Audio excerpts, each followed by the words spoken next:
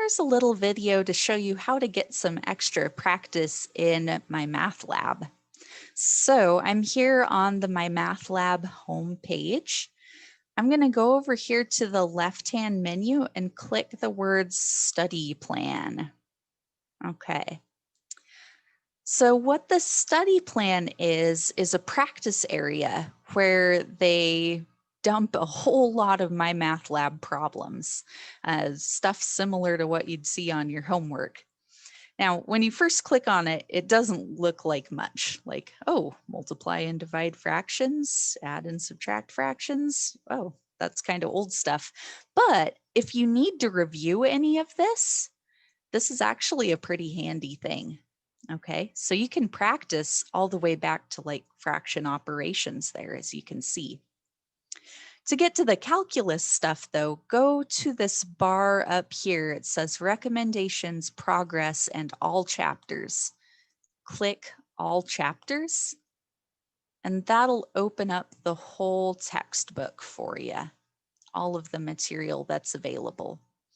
So what we were looking at was chapter AR, additional review there. So that's where you could get things on algebra, trigonometry, geometry, stuff like that. Okay, so that's kind of a nice area to have available there. But we are going to be starting in chapter 2. Chapter 1 is a little review of functions, by the way. So if you need any help with that, you can practice on some of these. But yeah, we're starting our calculus material here in chapter 2.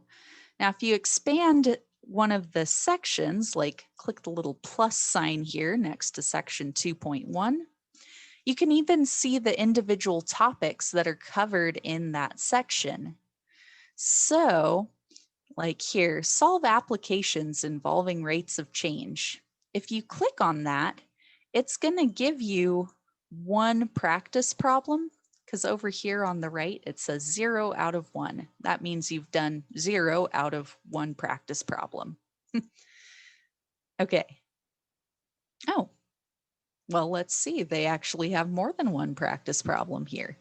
So that surprised me. If you click on any of those problem names, this will take you to a practice problem. So here's a nice little sample practice problem. They have a couple other ones that you can use, just clicking through the problems there. And so you can get feedback instantly on these practice problems. And none of this goes towards your grades. So you get them wrong, you get them right, doesn't really matter. It's just for you to practice. So there's a whole lot of different practice problems here for you to use. Okay. Yeah, here we go. Finding limits of polynomial and rational functions. They've got a ton of practice problems. Some of them even have videos next to them. So a video that's included with that problem. So this is a really nice practice area for you to take advantage of.